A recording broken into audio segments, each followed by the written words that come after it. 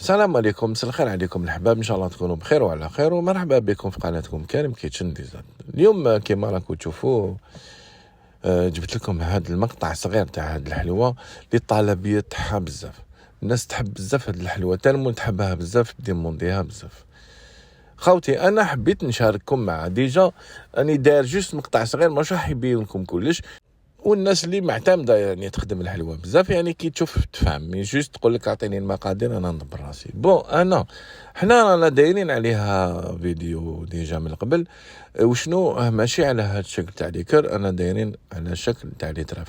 صدقوني هاد الحلوى ادمان واحد تعجبكم بزاف.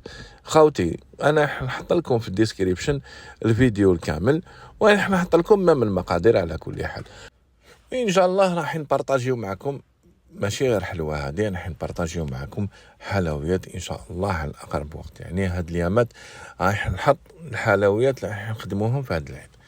خوتي ماذا بكم تبارطاجيو لنا الماكسيموم هاد المقطع ولا هاد الفيديو هكذا باش تلحق الناس اللي تعرفوهم، اللي بروش ليكم ولا العائلات الاقرب ولا جيرانكم. المهم بارطاجيو الماكسيموم هذا الفيديو، على بالي بلي راح يعجب الجميع. خوتي قلت لكم بلي راح نحط لكم فيديو سيميلار على هذه الحلوه، درتها ديجا من قبل على شكل ترافل، وهذا الفيديو فيه كلش هكذا يجيكم فيديو طويل شويه هكذا الحباب. واش نقول لكم معليا غير نقول لكم تهلاو في راحتكم، تهلاو في صحتكم، وصحه صيامكم وصحه رمضانكم. نتلاقاو في وصفات اخرى. قلت لكم انا نحط لكم هاد اليامات ان شاء الله حلويات لهاد العيد بربي هكذا. خاوتي وما تنساوش الاشتراك والتفاعل على الجرس باش نحمل لكم جديد هكذا. سلام خاوتي.